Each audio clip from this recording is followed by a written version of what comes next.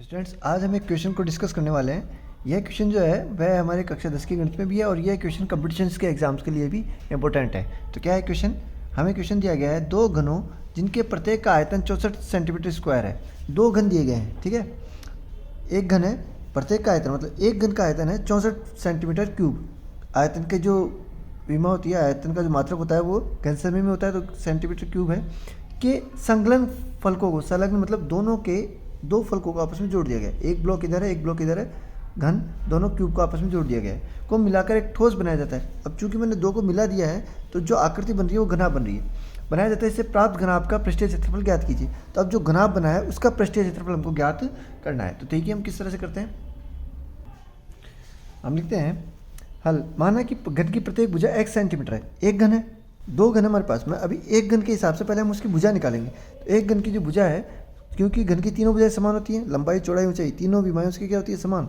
तो ये x, ये भी क्या है x, और ये भी क्या है x। ओके, तो हमने इसकी तीनों को मान लिया। घन की प्रत्येक भुजा बराबर x सेंटीमीटर।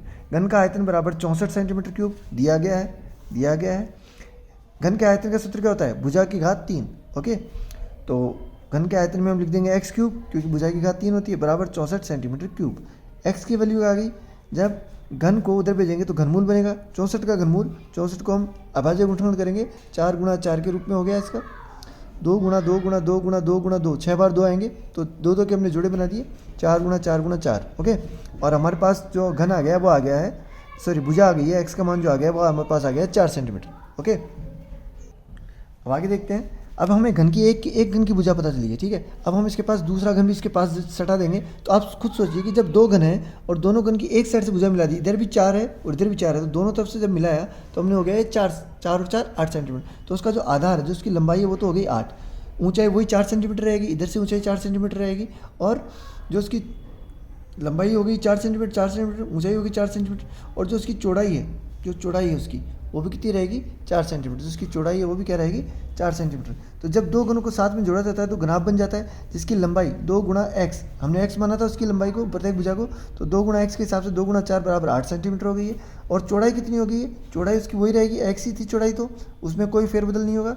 तो चौड़ाई 4 सेंटीमीटर और ऊंचाई 4 सेंटीमीटर। इस प्रकार बने घनाभ का पृष्ठीय क्षेत्रफल क्या होगा, हम घनाभ का सूत्र जानते हैं। पृष्ठीय क्षेत्रफल का 2 गुणा कोष्टक लंबाई गुणा चौड़ाई प्लस चौड़ाई गुणा ऊंचाई प्लस ऊंचाई गुणा लंबाई। तो अब सबका मान रख दीजिए आप। 2 गुणा लंबाई गुणा ऊंचाई 8 गुणा 4 प्लस चौड़ाई गुणा ऊंचाई 4 गुणा 4 प्लस ऊंचाई गुणा लंबाई 4 गुणा 8, ठीक है।